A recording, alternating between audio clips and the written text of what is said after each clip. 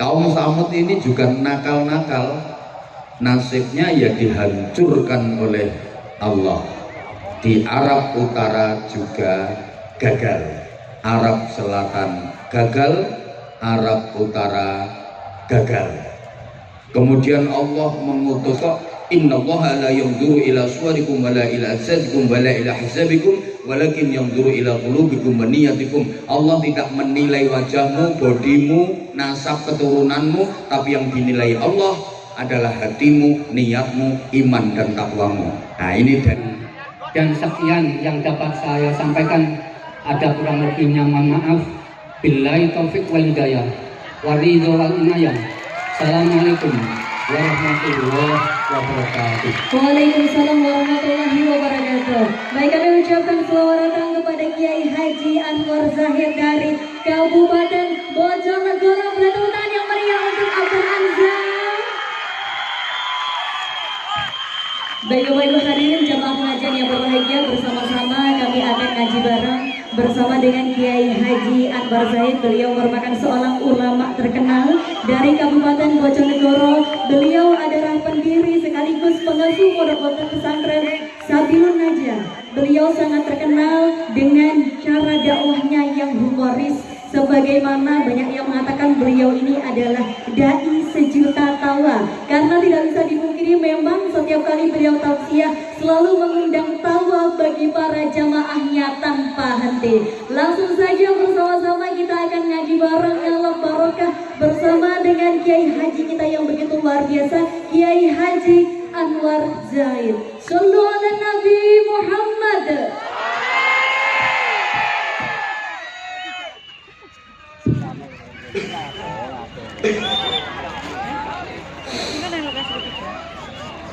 Assalamualaikum warahmatullahi wabarakatuh.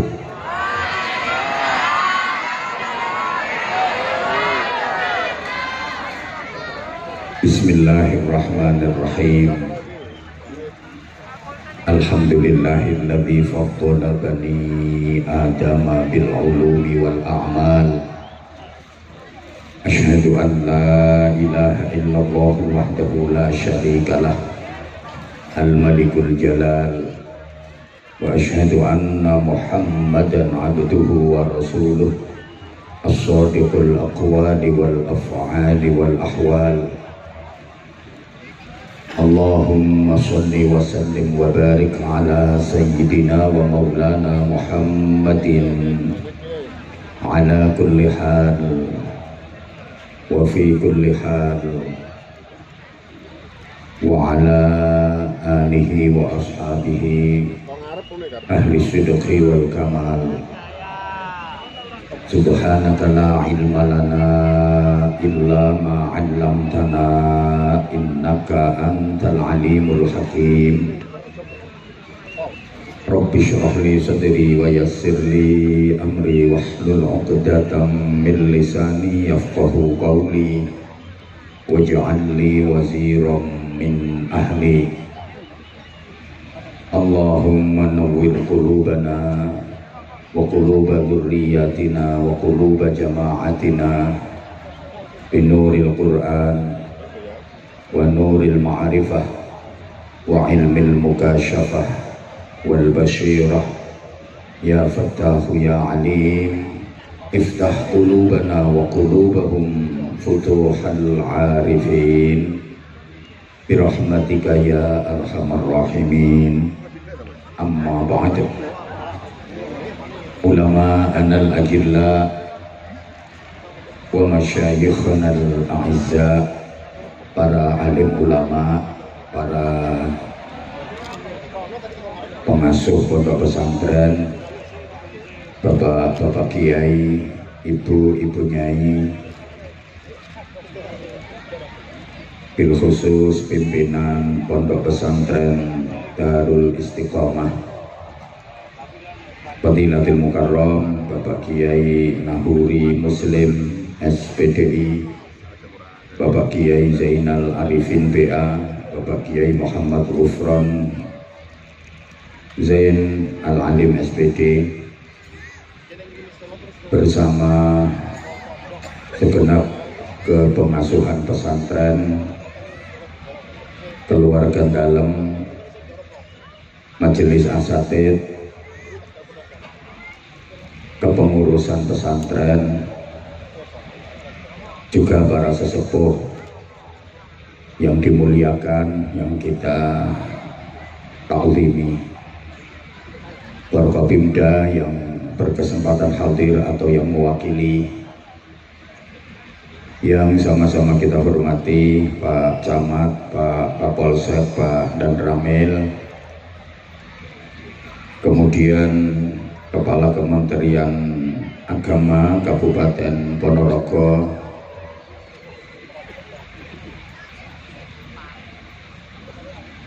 DPAC FKDT Kecamatan Balong, kepala desa, perangkat-perangkat desa, tokoh-tokoh masyarakat, semua tamu undangan, Bapak dan Ibu wali santri, kemudian mutakharrijin, mutakharrijat dari Pondok Pesantren Darul Istiqomah, adik-adik santri putra dan santri putri, hadirin hadirat, mustami'in mustami'at, seluruh jamaah, mudah-mudahan semuanya dikaruniai panjang umur, sehat wa'afiyah fi ta'atillah, dikaruniai keselamatan zahiran wa batinan, dunyan wa ukhran, selamat akidahnya, selamat imannya, selamat keluarganya. Mohon keikhlasannya untuk membaca suratul Fatihah kita hadiahkan kepada muassis, pendiri dari pondok pesantren ini, beserta seluruh orang-orang yang ikut berpartisipasi dalam memperjuangkan pondok pesantren Darul Istiqomah. Mudah-mudahan amal baktinya, pengabdiannya, perjuangannya diterima baik dan mendapatkan pahala yang agung di sisi Allah Subhanahu wa taala. Al-Fatihah. A'udzubillahi minasyaitonir rajim. Bismillahirrahmanirrahim. Alhamdulillahirabbil alamin. Arrahmanir rahim. Maliki yaumiddin. Iyyaka na'budu wa iyyaka nasta'in. Ihdinas shiratal mustaqim. Shiratal ladzina an'amta 'alaihim ghairil maghdubi 'alaihim waladdallin. Rabbighfirli wa liwalidayya wa lil mu'minina amin ya rabbal alamin. Fatihah sekali lagi para jamaah, dengan niat berdoa memohon kepada Allah Subhanahu wa taala, mudah-mudahan negara kesatuan Republik Indonesia yang kita cintai bersama dijaga keutuhannya oleh Allah, dijauhkan dari musibah, bencana dan mara bahaya.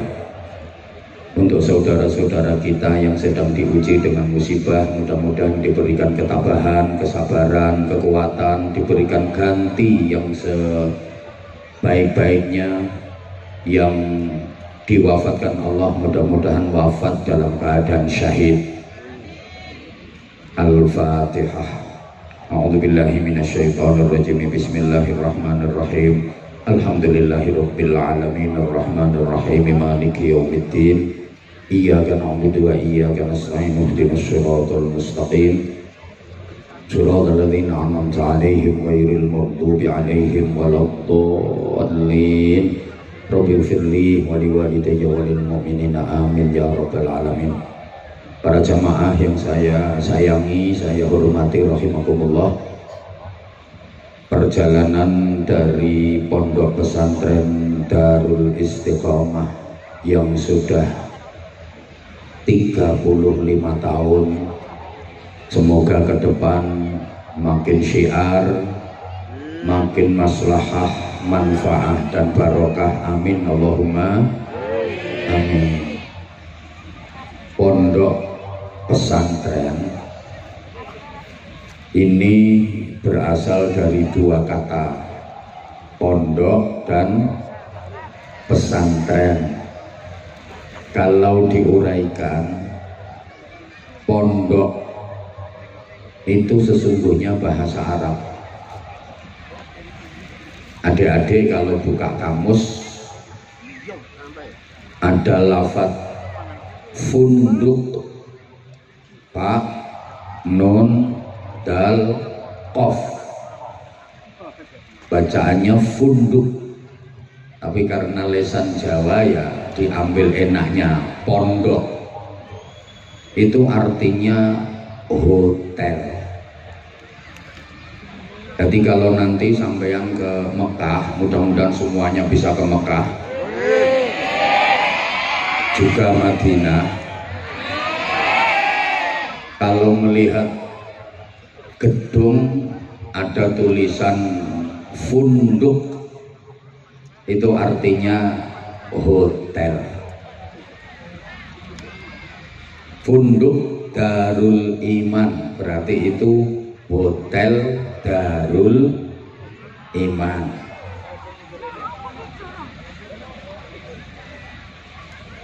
Funduk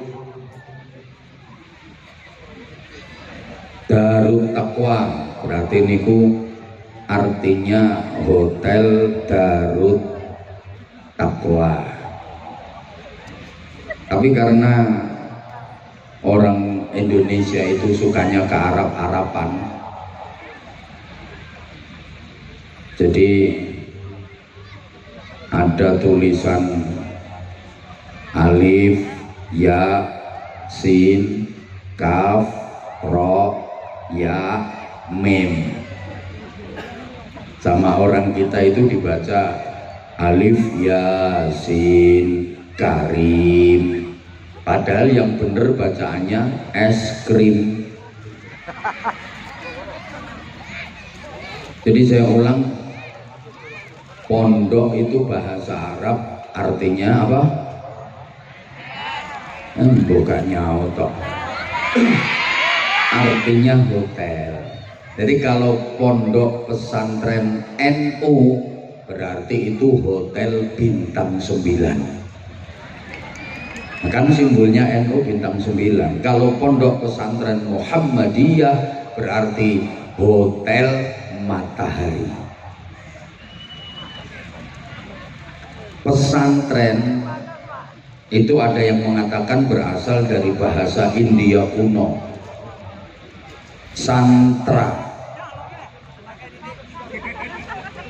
artinya manusia yang dianggap suci, nggak punya dosa dalam kepercayaan India kuno, yang berhak menafsirkan kitab sucinya. Jadi orang India kuno itu punya kitab suci yang hanya boleh ditafsirkan oleh kelompok santra. Kitab suci orang India kuno itu Red Veda, Atharva Veda, dan Sama Veda. Jadi sama tak apusi orang ngerti. Itu hanya boleh ditafsirkan oleh kelompok santra, orang-orang yang dianggap suci, nggak punya dosa. Nah, kalau di Indonesia mayoritas penduduknya beragama Islam, punya kitab suci Al-Quran, itu yang bisa menafsirkan ya kelompok santra. Kalau di Indonesia menjadi santri. Allahumma sholli ala Muhammad. Kalau diurut sejarahnya, mulai zaman Nabiullah Ibrahim alaihi salam, Allah mengutus seorang nabi dari bangsa Arab Selatan, namanya Nabi Hud alaihi salam, diberi kaum yang bernama kaum Ad. Wa ila adin akhahum Huda. Dan kepada kaum Ad Allah mengutus saudara mereka, yaitu Nabi Hud alaihi salam. Nah, karena kaum Ad ini nakal-nakal, maka nasibnya dibinasakan oleh Allah. Gagal di Arab Selatan. Kemudian Allah mengutus Nabi dari bangsa Arab Utara, namanya Nabi Shalih alaihi salam, diberi kaum yang disebut dengan kaum Samud. Wa ila samuda akhahum sholihah, dan kepada kaum Samud Allah mengutus saudara mereka Nabi Shalih. Kaum Samud ini juga nakal-nakal, nasibnya ya dihancurkan oleh Allah. Di Arab Utara juga gagal, Arab Selatan gagal, Arab Utara gagal. Kemudian Allah mengutus Nabi la minal kiduli wala minal lori bal minat tengai, bukan dari Arab Selatan, bukan dari Arab Utara, tapi dari Arab Tengah. Dipilihkan dari suku yang terkenal paling fasih lesannya, paling gagah tubuhnya, paling ganteng wajahnya. Nabi itu adalah Ibrahim alaihi salam. Dan diingat Bapak Ibu para jamaah, semua nabi-nabi setelah Ibrahim alaihi salam itu adalah dzurriyyahnya, keturunannya Nabi Ibrahim. Makanya Nabi Ibrahim dijuluki Abul Anbiya, bapaknya para nabi. Jadi semua nabi sesudah Nabi Ibrahim itu keturunannya Nabi Ibrahim. Nabi Ibrahim itu fasih lesannya, gagah tubuhnya, ganteng wajahnya. Dan semua keturunan dari Nabi Ibrahim yang jadi nabi itu ganteng semua. Ma arsalallahu nabiyyan illa wa hasanal wajhi. Allah tidak mengutus seorang nabi pun kecuali berwajah ganteng. Semua nabi itu ganteng-ganteng semua. Nah sekarang kalau al ulama warasatul anbiya, para ulama itu pewarisnya para nabi, sampai yang ditanya kiai-kiai ini ku roto-roto ganteng-ganteng.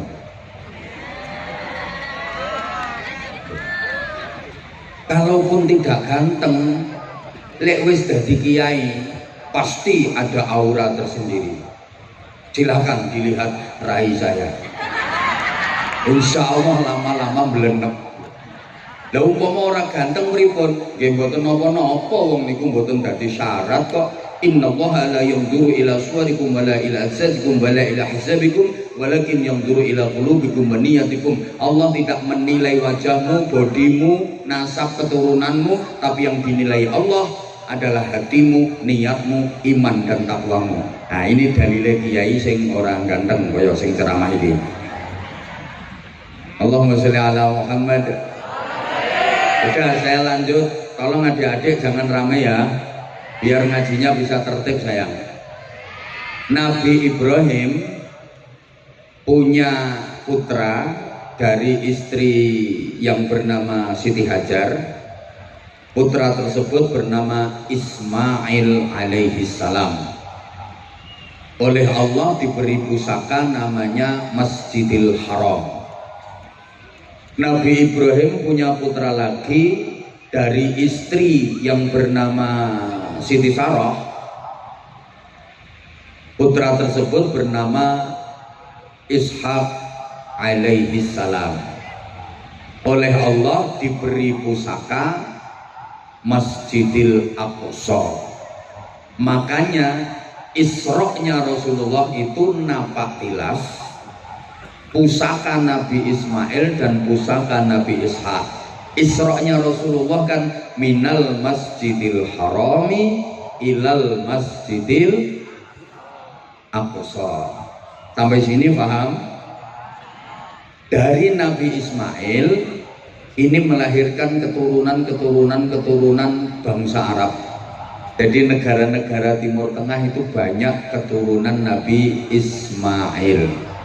Nabi Ishak punya anak namanya Yakub alaihi salam. Dari Nabi Yakub ini yang melahirkan bangsa Israel.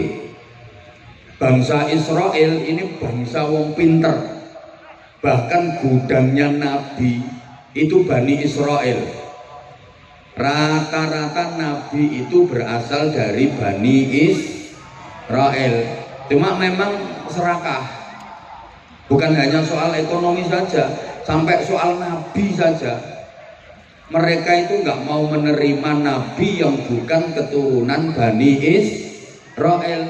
Maka sampai sekarang pun mereka tidak mau mengakui Rasulullah Muhammad SAW, karena Nabi Muhammad bukan keturunan Bani Israel, tapi Nabi Muhammad berasal dari keturunan Nabi Ismail. Jadi bangsa Israel itu begitu. Kalau ada Nabi yang bukan keturunan Israel, itu berusaha untuk diisraelkan. Contoh Nabi Ayub alaihi salam. Nabi Ayub itu nabinya bangsa Eropa, tepatnya di negara Yordania. Nah, akhirnya Nabi Ayub ini diambil cucu menantu sama Nabi Yusuf, dinikahkan dengan Siti Sarah, cucunya Nabi Yusuf. Setelah dinikahkan dengan Siti Sarah, Nabi Ayub diboyong ke Israel. Maka bangsa Eropa kelangan Nabi. Tapi lumayan, wis tahu duwe Nabi, senajan akhirnya kelangan. Tapi kan wis tahu duwe Nabi. Daripada Indonesia ini setiap ada Nabi pasti palsu. Saiki ngaku Nabi, rong dino kas tangkep polisi. Tuh, masih ingat nggak? Indonesia ini dulu banyak nabi-nabi palsu. Ada nabi namanya Ahmad Musodik, guru olahraga. Katanya ditemui malaikat Jibril itu di Bogor. Ngapain malaikat Jibril kelayapan sampai Bogor? Ada nabi lagi namanya Suyuti, tukang cukur. Banyak Indonesia ini luar biasa. Di Malang ada nabi namanya Yusman Roy, itu yang mengajarkan sholat boleh diterjemah. Jadi kalau takbiratul ihram bukan Allahu Akbar, tapi Allah Maha Besar. Kena wong Betawi ya Allah gede banget. Kena wong Ponorogo Allah gede nerang. Nek Bojonegoro ya Gusti Allah gaudi. Nek wong Madura Allah Maha Raja tak iya. Di Jombang juga pernah ada nabi namanya Jari. Pokoknya Indonesia ini Masya Allah, setiap ada nabi mesti palsu. Allahumma sholli ala Muhammad. Ini adik-adiknya kok masih rame ya?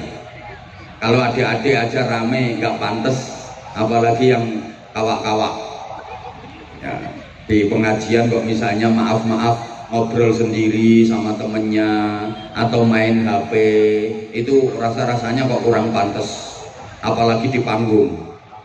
Kalau di panggung izin Kiai tepuk tangan nggak apa-apa. Kan kalau di panggung itu jadi pusat perhatian, di syuting, akhirnya nanti komennya netizen itu kadang-kadang ngeri. Itu di panggung kok main HP sendiri. Meskipun nggak mendengarkan, mending ngelamun saja daripada main HP malah nanti dinilai negatif. Bukan karena kita pengen dinilai manusia, enggak, tapi yuk merusui majelis pengajian. Betul? Allahumma sholli ala Muhammad. Oke, sekarang saya lanjut runutan dari masjid. Tadi Nabi Ismail diberi Masjidil Haram, Nabi Ishak diberi Masjidil Aqsa. Ringkes biar nggak kepanjangan karena saya mau pindah sampai kepada Nabi kita Muhammad Shallallahu Alaihi Wasallam. Rasulullah hijrah dari Mekah ke Madinah sampai perbatasan beliau membangun masjid yang kemudian masjid itu dikenal dengan nama Masjid Quba. Itu adalah masjid yang pertama kali dibangun dalam sejarah Islam. Mudah-mudahan seluruh jamaah yang ikhlas mengikuti majelis mulia malam hari ini bisa ziarah ke Masjid Quba. Sholat 2 rakaat di Masjid Quba itu pahalanya sama dengan ibadah umroh. Nah kalau 4 rakaat pahalanya kayak umroh 2 kali. Di mana letaknya? Ya masuk wilayah Madinah. Mudah-mudahan seluruh jamaah ini diizinkan Allah untuk menjalankan ibadah umroh dan berziarah ke makam Rasulullah Shallallahu Alaihi Wasallam. Jadi realistis saja saya kalau mendoakan mudah-mudahan bisa umroh. Untuk mendoakan haji rasa-rasanya berat, bukan karena duit. Syarat haji yang paling berat sekarang itu as-sabru bil antri. Karena antriannya udah 30 tahun. Ini coba disederhanakan oleh Kementerian Haji dan Umroh menjadi rata semua seluruh Indonesia, antriannya 26 tahun. Itu pun sudah sangat lama. Kalau penjenengan sekarang umur 60 tahun baru daftar, nanti berangkatnya umur 87 tahun. Tekan pora umurmu. Nah, nek umroh kan masuk akal. Allahumma sholli ala Muhammad. Nah, Masjid Quba itu masjid yang menjadi kebiasaan Rasulullah untuk bermalam minggu. Jadi Rasulullah itu punya kebiasaan malam mingguan. Tapi malam mingguannya Rasulullah Sabtu sore berangkat dari rumah menuju Masjid Quba. Imma masyian wa imma raqiban. Kadang-kadang jalan kaki, kadang-kadang berkendara. Dari rumah Rasulullah sudah wudhu, sampai Masjid Quba nggak batal wudhunya, kemudian sholat di situ. Dan Nabi bersabda, siapa yang berwudhu dari rumah, bersuci dari rumah, kemudian menuju ke Masjid Quba melaksanakan sholat 2 rakaat, maka dapat pahala seperti umroh. Kenapa Rasulullah setiap Sabtu sore menuju Masjid Quba? Beliau tabarrukan dengan turunnya ayat la masjidun ussisa ala taqwa. Maka manusia itu nilainya dari takwanya, bukan dari pangkat jabatan kedudukannya, bukan dari kekayaan dan harta bendanya, bukan dari kepandaian dan kepintarannya. Maaf. Maka yang diberi titipan ilmu, kepandaian, kepintaran jangan pernah disombongkan, karena nilai manusia bukan dari situ. Toh ilmu itu juga milik Allah, hanya titipan. Kalau Allah pengen mencabut ilmu, gampang, diuntir saraf otaknya sidik wae, cetik langsung lolak-lolak. Digawe pikun dilontek ilmune. Betul?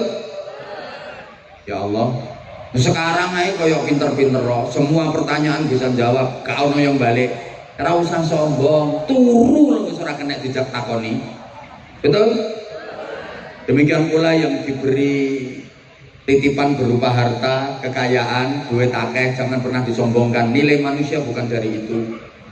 Allah kalau ingin mencabut harta, kekayaan gampang. Sekarang kaya, dibalik grembyang, jatuh kismin. Kismin ini sak ngisore miskin. Nelongso. Ya kalau tadinya miskin jadi kaya, paling-paling kaget. Nah kalau tadinya kaya jadi miskin, stres. Gini kok nggih? Ya Allah, ini didengerin apa enggak ya? Pangkat, jabatan, kedudukan juga titipan Allah, enggak usah disombong-sombongkan. Allah menilai manusia bukan dari di dunia ini kamu pangkatnya apa, jabatannya apa, enggak. Pangkat jabatan ada habisnya, ke pensiun entek, kadang-kadang belum pensiun ada, belum purna aja udah selesai pangkatnya, betul? Nah, kadang ada di titik-titik pangkatnya sombongin, yang melakukan degeng-degeng, kesenggol siti, jangan macam-macam saudara sama saya. Saudara nggak tahu siapa saya, loh lali jenenge dewe. Padahal pangkatnya apa? Wakil RT.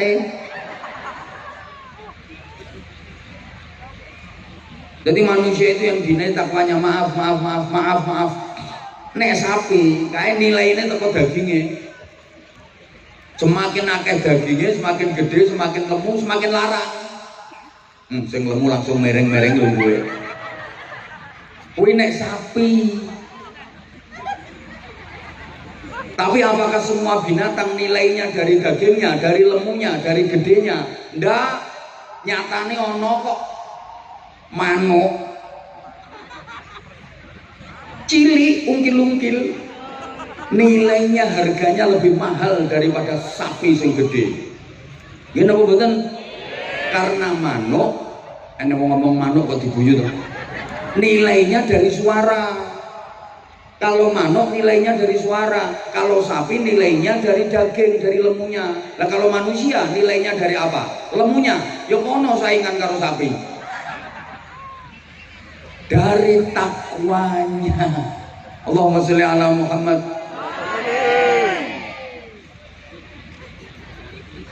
Masuk ke jantung kota Madinah, Rasulullah langsung nyari tempat yang strategis untuk membangun masjid.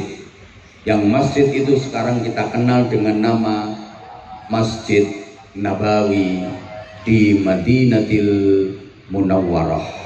Bapak Ibu para jamaah, setelah selesai membangun masjid, Rasulullah menentukan tempat yang istimewa dengan sabdanya, ma baina baiti wa mimbari raudhatun min riyadil jannah. Tempat antara rumahku sampai dengan mimbarku adalah taman di antara taman-taman surga. Tempat itu sekarang dikenal dengan nama Raudhah, yang menjadi tujuan nomor satu siapapun yang ziarah ke Madinah, siapapun yang ke Masjid Nabawi. Target utama nomor satu mesti pengen ke Raudhah. Yang sekarang untuk bisa masuk Raudhah itu nggak sembarangan, harus antri dan pakai tasreh. Kalau nggak ada tasreh atau izin masuk, nggak bisa masuk. Kenapa tempat itu begitu istimewa? Ya karena Rasulullah saja menyebut itu adalah taman surga. Sholat, zikir, berdoa, iktikaf di situ sama dengan berada di taman surga. Masya Allah, rebutan mereka. Nah, kenapa tempat itu yang dinamakan taman surga? Kok bukan semua bangunan Masjid Nabawi disebut taman surga semua? Kok hanya tempat itu yang ukurannya kurang lebih 28 kali 16 meter, kurang lebih, saya sendiri nggak sempat meteri. Kenapa hanya tempat itu yang disebut taman surga? Kok enggak seluruh bangunan masjid disebut taman surga? Karena di tempat itulah Rasulullah mendirikan pondok pesantren. Di tempat itu Rasulullah mengajar sahabat-sahabatnya, mendidik murid-muridnya. Jadi pondok pesantren itu mulai zaman Rasulullah sudah ada. Ini modelmu kok kaya ora percaya ngono diomongin. Halo?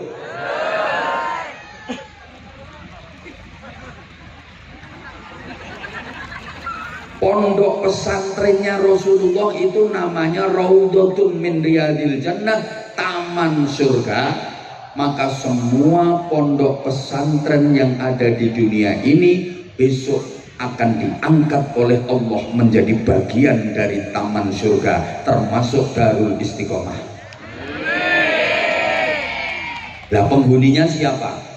Ya semua yang berkaitan dengan pondok pesantren, yang ngajar, yang belajar. Jadi ya kiainya, bunyainya, ustadz-ustadzahnya, pengurus-pengurusnya, santri-santrinya, sak wali santrine mlebu swarga. Nek sahriyae ora telat. Dan semua orang yang ikut membantu dan mendukung perjuangan pondok pesantren, minimal seneng karo pondok pesantren.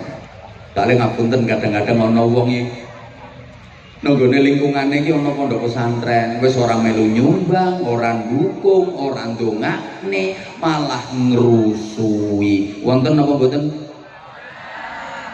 Ora usah kaget. Sandinge sumur, sandinge jeding, sumur jeding untuk bersih-bersih. Sandinge kuwi mesti ana peceren, ora usah kaget. Halo? Perjuangane Kanjeng Nabi yo dirusui Abu Jahal, Abu Lahab. Mboten usah kaget. Sama nek berjuang terus wonten penghalang, ana aral, ana rintangan, wis niku gandengane. Allahumma sholli ala Muhammad. Nah, Bapak Ibu para jamaah rahimakumullah, santrine Kanjeng Nabi niku nggih kathah saking tebih-tebih. Wonten santri sing berasal dari Jerman, namanya Suhaib Ar-Rumi. Cobi to, niki wong Eropa, dari Romawi Jerman datang ke Madinah, mondok teng kene Kanjeng Nabi. Wonten saking Asia Barat, Persia, namanya Salman Al-Farisi, mondok ning gone Kanjeng Nabi. Bahkan wonten saking Afrika, Bilal bin Rabah. Mulane pondok pesantren serius, pondok pesantren sepuh tingali, santrine rak saking tebih-tebih. Makanya pondok pesantren itu nek wis tenanan, santrinya dari jauh-jauh. Sampeyan titeni to pondok-pondok pesantren sing wis serius tenanan-tenanan nih kok, santrine tuh ado-ado. Mulane ngapunten lek santrine lagi mutek sak RT rong RT yo aja berbangga diri dulu. Niku nembe rodok pondok. Kiai nek serius niku santrine mesti saking tebih-tebih. Iki ngrungokne ora to wong-wong iki. Sampeyan koyoke ora percaya nek Kanjeng Nabi nggih pondok pesantren. Nggih. Sahabatnya Kanjeng Nabi itu ada yang dikenal sahabat Ansor, ada sahabat Muhajirin. Sahabat Ansor itu yang asli penduduk Madinah. Sahabat Muhajirin itu asli penduduk Mekah, hijrah pindah ke Madinah. Nah, ini ada sahabat yang la minal Ansor wa la minal Muhajirin. Bukan sahabat Ansor, bukan sahabat Muhajirin. Ini manggone nonggone teras-terase masjid, nonggone emper-empere masjid. Kemudian dikenal dengan nama Ashabus Suffah, penghuni teras, penghuni emperan. Terus kali Kanjeng Nabi didamelaken godak-godakan, manggene ten mriku wis ana pondok-pondok godaan. Tinggalnya di situ, mondok di situ. Kepala pondok pesantrennya namanya Abdurrahman bin Sakhr yang kita kenal dengan nama Abu Hurairah. Allahumma sholli ala Muhammad. Nah, Rasulullah mengasuh pondok pesantren bersama dengan istrinya yang bernama Sayyidah Aisyah bintu Abi Bakrin Siddiq radhiyallahu anhu. Di antara istri-istri Rasulullah yang diajak ngasuh pesantren itu Sayyidah Aisyah. Makanya Kanjeng Nabi dawuh, sepeninggal Sayyidah Khadijah wafat, Kanjeng Nabi dawuh, inna ahabban nisa ilayya Aisyah wa inna ahabbar rijal ilayya abuha. Wanita yang paling aku cintai di dunia ini adalah Aisyah. Sedang laki-laki yang paling aku cintai di dunia ini adalah ayahnya Aisyah, Abu Bakar Siddiq. Kenapa istri Rasulullah yang paling dicintai Sayyidah Aisyah? Apa karena beliau cantik? Ternyata bukan. Bukan karena beliau cantik. Memang Sayyidah Aisyah itu cantiknya luar biasa.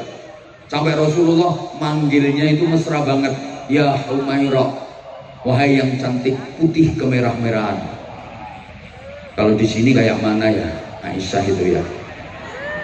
Cantiknya ya. Izin dan ini ya, kesempatan saya ya pas gini tok ini dan. Kayak penceng yo ngacung. Masa Aisyah ngomong enggak? Beda. Nggak ada, ini tambah lemu ini.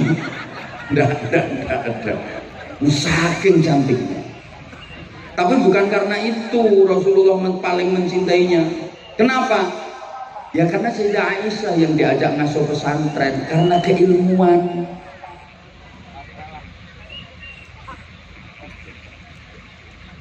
Rasulullah mengajar sahabat. Kemudian para sahabat mengajar muridnya.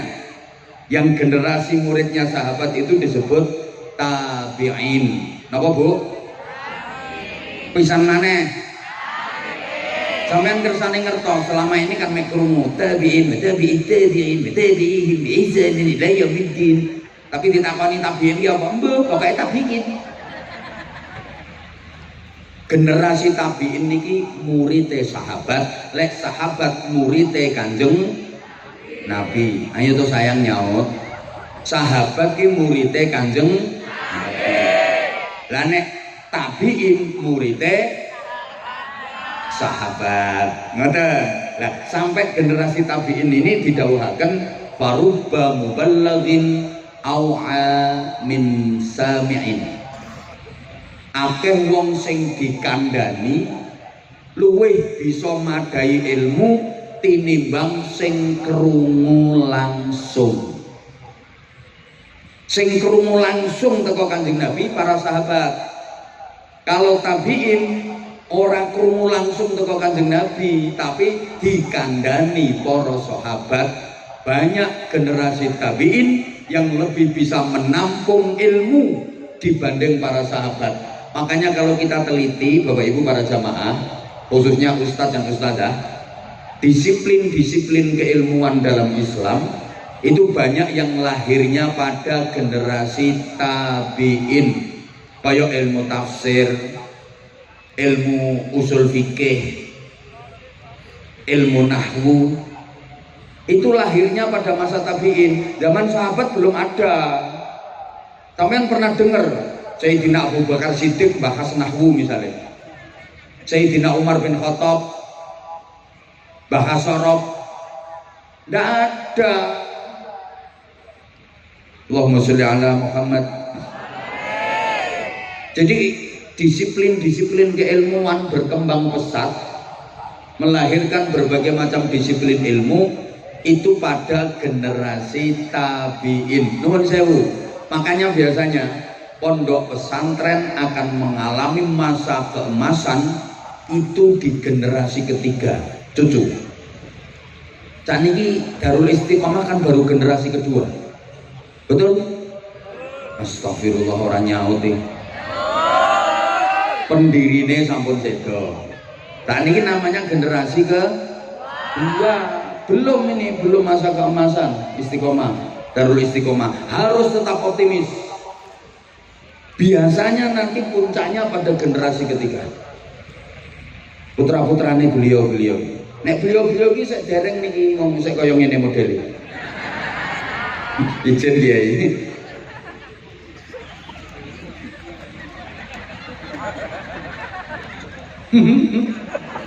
Mungkin ukurane generasi ketiga. Tapi yang ngono, kalau generasi ketiga ini kok tidak mampu mengembangkan dan tidak dikaderisasi dan regenerasi dengan baik, mengalami masa kehancuran. Nggih, nyuwun sewu radi ngatos-atos para pimpinan dari pondok pesantren. Jadi pertaruhannya nanti pada generasi ketiga. Bahkan banyak yang terjadi perpecahan di pondok-pondok pesantren itu juga pada generasi ketiga. Masa nih pondok pesantren ono perpecahan? Piye? Kadung rukun ya ora kaya rukune pondok pesantren, kadung pecohan ya ora kaya pecohane pondok pesantren.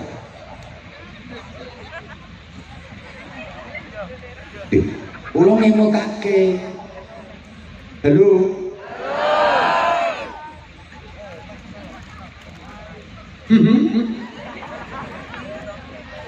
Mungkin ini pun kata kejadian pada generasi ketiga pondok pesantren mengalami masa kejayaan, mengalami masa keemasan. tapi juga banyak pada generasi ketiga itu pondok pesantren mengalami masa kehancuran. Artinya kehancuran itu ya entek santri ini hanya tinggal nama. Loh, saya tidak memeden-medeni, enggak. Tapi bagaimana para sahabat mendidik murid-muridnya tabi'in menjadi generasi-generasi hebat, sehingga ini bisa dijadikan ukuran. Seorang guru disebut sukses kalau bisa mempunyai murid yang kapasitas dan reputasinya melebihi gurunya. Allahumma sholli ala Muhammad. Saya ulang, kiai disebut sukses kalau mempunyai santri yang reputasinya bisa melebihi kiainya. Itu baru sukses.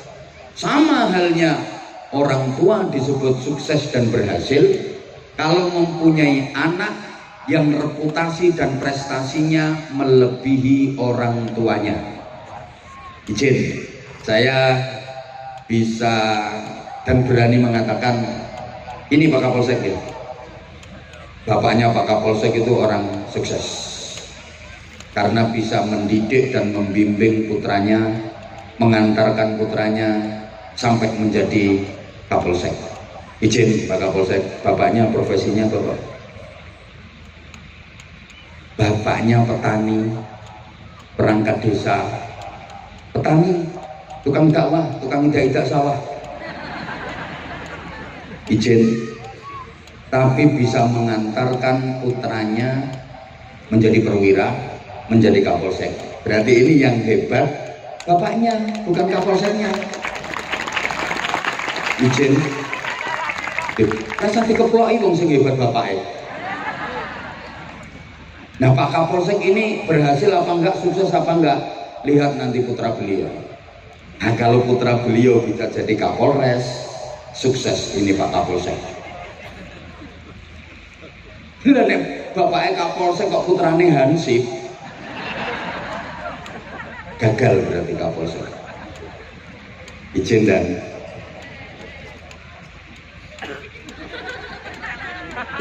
sama Pak Dan Ramil juga begitu. Yang hebat ini bukan Dan Ramilnya, ayah beliau. Mungkin ayah beliau petani, mungkin ayah beliau pedagang, tapi bisa mendidik, mengantarkan menjadi kapten. Putranya menjadi Dan Ramil. Lah Pak Dan Ramilnya sukses apa enggak? Ya lihat nanti putranya Pak Dan Ramil. Kalau putranya nanti bisa jadi Dandim, nah ini sukses berhasil Pak Dan Ramil. Putranya Pak Dan Ramil ketua RT, ya berarti gagal Pak Dan Ramil. Saya juga mohon izin, saya bukan apa-apa, saya bukan siapa-siapa. Kalaupun disebut berhasil, yang berhasil adalah orang tua saya, guru-guru saya. Yang hebat itu guru-guru saya, kiai-kiai saya. Saya hanya debu, saya bukan apa-apa.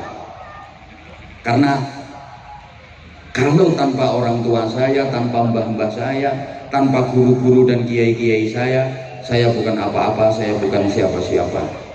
Lah saya ini berhasil apa enggak? Ya nanti anak saya seperti apa? Kalau anak saya bisa melebihi saya, berarti saya berhasil. Lah kalau anak saya nggak bisa melebihi saya, ya berarti saya gagal. Halo? Pondok pesantren ini juga begitu. Akan berhasil ketika bertambah dekade tambah berkembang, tambah dekade tambah berkembang, makin manfaat, makin barokah. Bukan hanya dari segi kuantitas, santrinya tambah banyak, itu juga belum bisa dijadikan ukuran. Tapi yang terpenting justru adalah kualitas. Serius ini bahasannya ini. Halo? Wes selesai, ringkes, turun. Tadi dari Nabi Ismail, Nabi Ishak sampai ke Rasulullah, sahabat, tabiin, turun sampai ke Indonesia, sampai ke Ponorogo, sampai Balong. masuk ke Indonesia ini dibawa oleh para aulia, para ulama sekitar abad ke-14 pasca runtuhnya kerajaan Majapahit. Jadi Bapak Ibu para jamaah, dibanding negara-negara lain di dunia ini, Islam masuk ke Indonesia itu agak telat, abad ke-14. Ini secara pergerakan ya, kalau secara individu di abad ke-12 sudah ada, tapi secara pergerakan baru pada abad ke-14.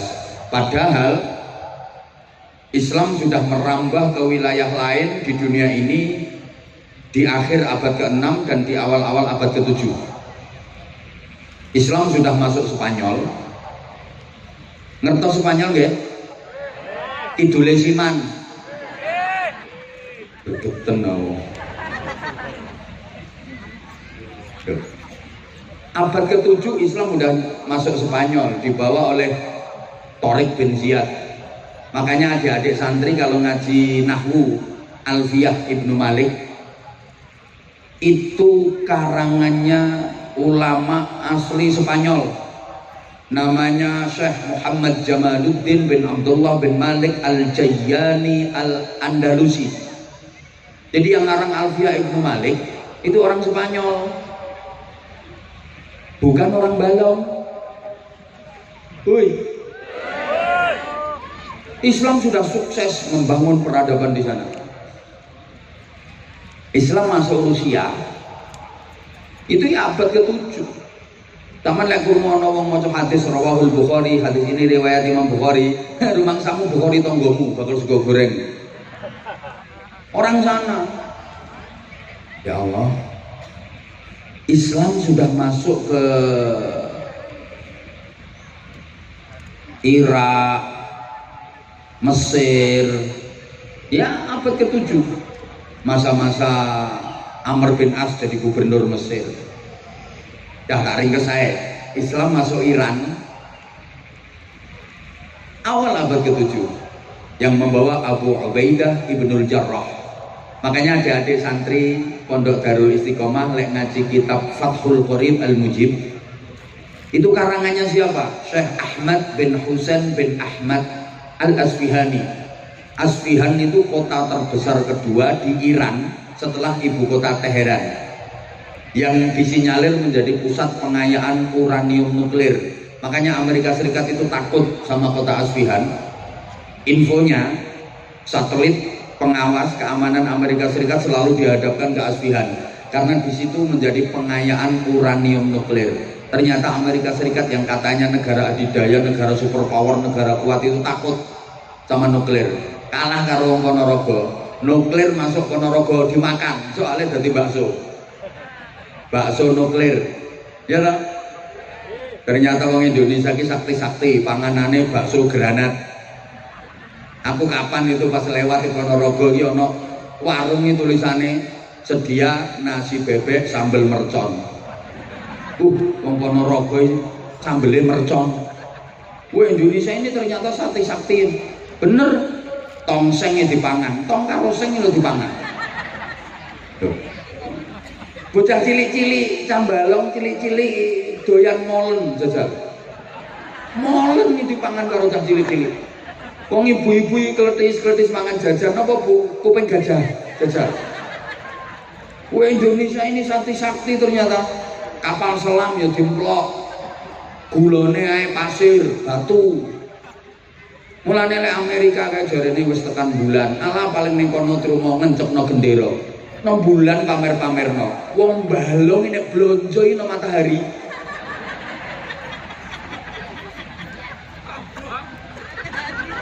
Ya ora kobong. Ya Allah ya Karim. Wes. Jadi Islam masuk ke Indonesia abad ke-14 itu dibawa oleh para wali terus sampai masa penjajahan. Nah, ini nanti bagaimana peran ulama, kiai, santri dan pondok pesantren untuk Republik tercinta ini. Pada masa penjajahan Mohon izin Pak dan Ramil, Pak Kapolsek, yang menggelorakan semangat patriotisme untuk melawan kolonialisme. Aduh, kakek isme ini jelas bingung. Muga-muga sing tak omongi paham. Soalnya kita sing tak omongi iki wonge ayu-ayu tapi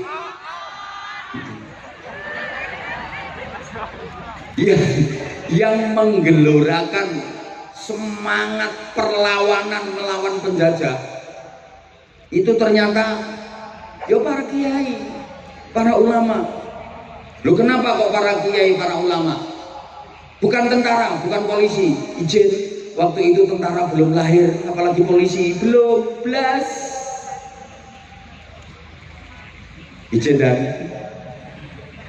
memang iya kok, belum lahir. Masyarakat itu kalau ada urusan apapun larinya ke kiai. Dulu, halo, sampai anaknya masyarakat Indonesia ini kan nggak boleh sekolah sama Belanda.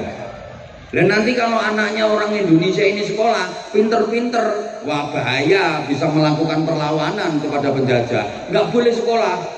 Yang boleh ikut sekolah khusus anaknya bangsawan, minimal anaknya bupati. Anaknya bupati ke atas, yang nengrat, yang bangsawan saja yang boleh ikut sekolah. Bupati mengisor, anak-anaknya gak oleh melu sekolah. Kayak anaknya camat, anaknya kapolsek, anaknya dan ramil, orang itu melu sekolah. Lah terus pendidikannya bagaimana? Semua larinya ke pondok pesantren. Pendidikan dari anak-anak masyarakat semuanya ke pondok pesantren, dan di pondok pesantren itulah mereka digembleng untuk mencintai tanah air, ditanamkan kuat hubbul waton minal iman, cinta tanah air bagian dari iman, ditanamkan kuat melawan penjajah hukumnya fardu ain, kalaupun mati, matinya mati syahid. Itu ditanamkan di pondok-pondok pesantren. Mulane masyarakat niku nek karo kiai manut. Jadi problematika keumatan itu bisa diselesaikan pada tingkat kiai. Zaman biyen ngoten, masyarakat itu urusan opo wae morone tak tenggene kiai. Nggih napa nggih? Lho, nanti tekan saiki masyarakat lek karo kiai manut. Mulane lek badhe pilih-pilihan ngoten niku, mbok pilihan kepala daerah, mbok pilihan DPR, ya calon-calon ini mesti do morono nggone kiai, lebek kok main kiai. Dijaluki dukungan, soalnya ngerti nek masyarakat manut karo kiai. Sing arep nyalon kae. Do moro kabeh nang nggone kiai, walaupun kok nek wis dadi yo lali. Masyarakat ngoten kok. Anak nakal yo moro kiai. Yai nyuwun berkah, anak kula nakal yai, nyuwun berkah, kene didongani karo kiai. Alhamdulillah waras nakale. No. Yai bojo kula meteng tuwa pun 11 wulan kok dereng lahir-lahir to yai. Mara kiai njaluk suwuh pendobolan. Terima dikai ngombe banyu kon ngombe karo gebyur nang wetenge bojomu, ya procot lahir kok. Ngono. Yai utang kula kathah yai. Dek niki wayahe ditagih. Kula nyuwun tulung kersane mboten ditagih. Kersane sing kula utangi niku mboten nagih. Guys iki wacake ayat kursi. Mangke lek pas mandalladzi yashfa'u indahu waca sing dawa baru illa biizni. Kayak kok meteng-teng kae ketoke utange akeh arep praktek kae.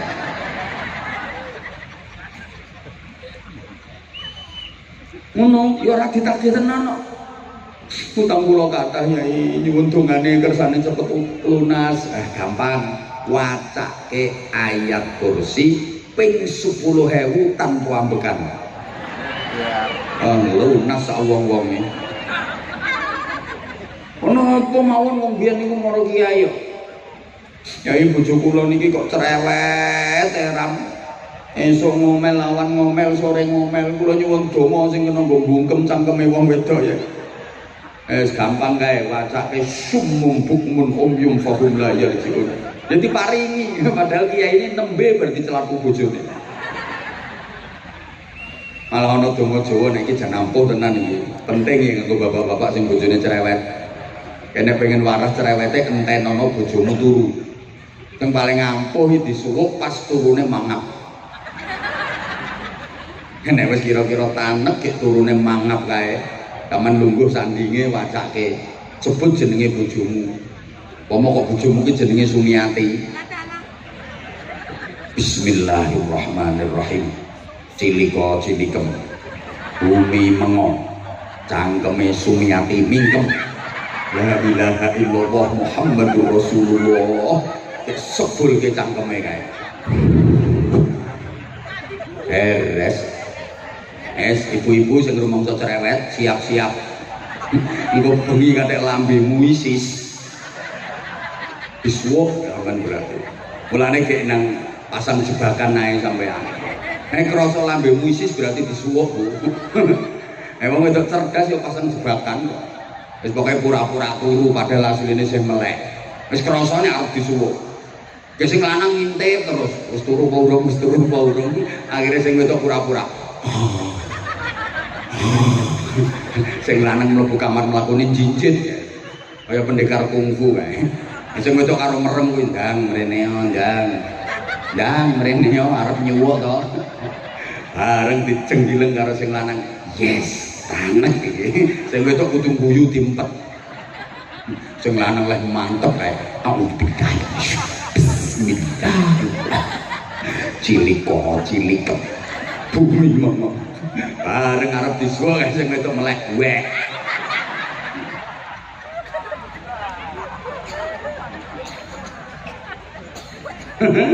Lho, biyen ngono kok. Apa-apa maro kiai biyen. Makanya kiai itu menjadi solusi dari semua problem keumatan sehingga bisa menggerakkan masyarakat untuk melakukan perlawanan melawan penjajahan. Allahumma sholli ala Muhammad. Nah wis. Terus orang melu nyumbang ra usah cerewet. Membuat wis to wis rumoke. Membuat mbuh ra direken kok. Pergerakan di Indonesia ini simbolnya dua. Satu, masjid. Dua, pondok pesantren. Nggih bae datang Kanjeng Nabi Muhammad sallallahu alaihi wasallam. Nggih tiru Kanjeng Nabi. Makanya rata-rata pondok pesantren niku mbah masjid, mbah musala, mbah aula agung kuwi mesti wis. Biasanya tata letake kaya ngono kuwi. Terus ana godaan kamar-kamare santri. Yes, muga-muga paham. Kae nek cara pewayangan kae gunungan kuwi simbol masjid. Nggo ngumbah, nggo resik-resik, nggo didik, nggo gembleng. Nah, sebelah kiwa Kurawa. Kae sing bala Kurawa kae mesti ditata nang gone sebelah kiwa ning gunungan. Ana dalang lan nata Kurawa kok derek nang gone tengen iki dalang bingung. Mesti manggone nang kiwa. Lah Pandhawa manggone nang tengen. Kurawa ki simbol angkara murka, Durjana. Pandhawa ki simbol satriya sing wis bersih. Lah sing angkara murka Durjana sing mangkono sisih kiwa iki yen pengen dadi satriya, pengen bersih kudu diumbah, digembleng nanggone gunung. Wis mbok paham mbok ora ngene iki. Angel ngomongi wong sing rupane ayu tapi kok paham ya? Ya wes, nek wis paham. Iya. Lah saiki pondok pesantren niku nggo gembleng generasi-generasi hebat. Nun sewu adik-adik santri, taman ning pondok iki ora kudu dadi kiai, ora kudu dadi bunyai. Jadi apapun yang penting manfaat, yang penting barokah. Mergo pondok niku nggone barokah. Maaf, santri pondok ya aja diremehke. Senajan ketoke morot modal dan rata-rata tau budiken. Ketoke sarungan klumbrak-klumbruk, ramromesi. Iki saiki ketok ganteng-gantengan perkara enek acara. Nah, coba lek pas bendinane kae. Ramromesi. Tapi jangan diremehkan. Kenapa? Soale ilmune santri niku sanate nyambung ngantos Kanjeng Nabi. Ilmune santri no pondok niku tetesan ilmune Kanjeng Nabi. Aja diremehke. Ki waktune sayange ora cukup iki. Lah saiki sing disebut ulama ki sing piye?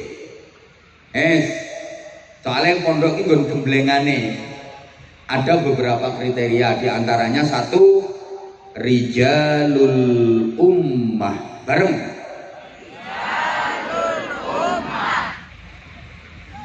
Community leader. Bareng. Kok community lemper? Mimpin masyarakat. Nun sewu.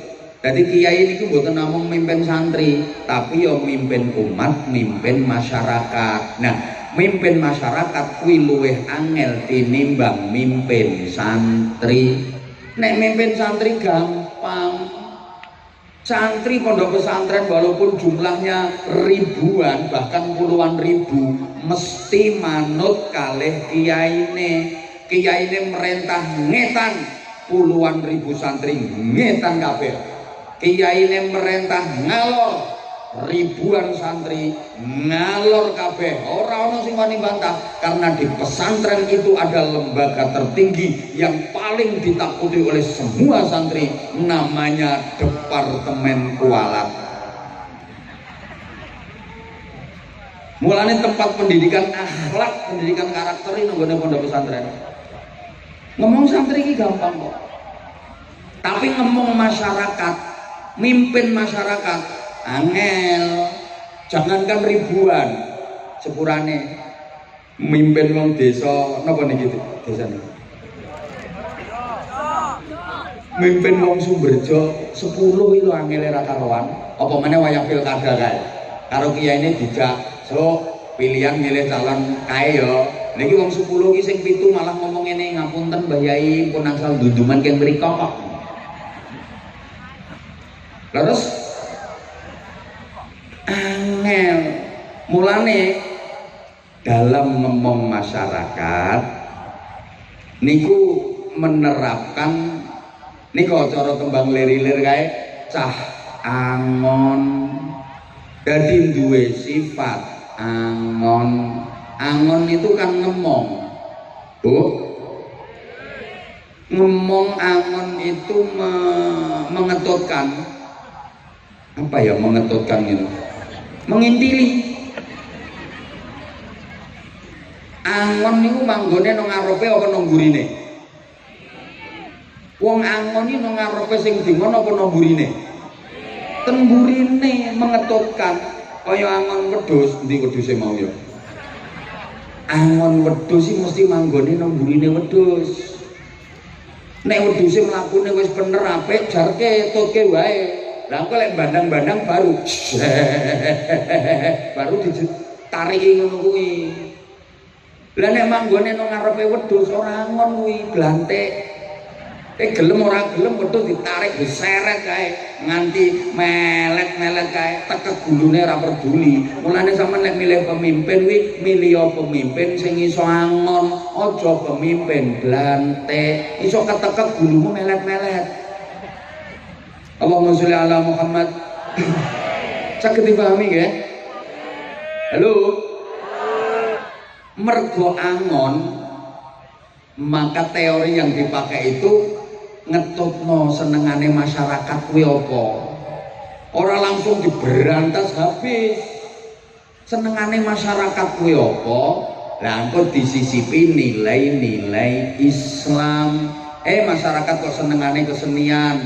Oke, dakwahnya lewat kesenian, diselingi disisipi nilai-nilai agama. Wong Ponorogo senengane reog, dakwah Islam lewat media reog. Senengane wayang, mendakwahkan agama melalui media wayang. Angko lakon pewayangane disisipi nilai-nilai agama. Senengane gending-gending, tembang-tembang, ciptakan gending-gending yang di situ kalimat-kalimatnya mengandung filosofi agama. Mulane ono gending-gending gereh, cublek-cublek, gundul-gundul, slupu-slupu, turi-turi.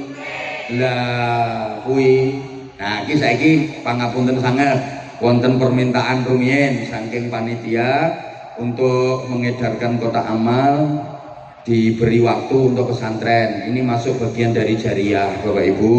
Kesempatan jenengan arep bangun pondok pesantren dhewe ora iso, ora potongan, dirimu tidak patek gablek duit. Tapi lek bareng-bareng ngeten iki, Masya Allah, jenengan mangke saged pikantuk ganjaran kolektif. Alhamdulillah. Ayo iki grup sholawat 1-2 lagu sambil ngiringi santri-santri untuk mengedarkan kotak amal kangge pondok pesantren. Nggih, monggo Bapak Ibu disiapkan infak terbaiknya. Nanti saya lanjut ngajinya, dan kalau masih ada waktu mudah-mudahan bisa bagi-bagi sarung cok. ayo monggo. Allahumma sholli ala Muhammad.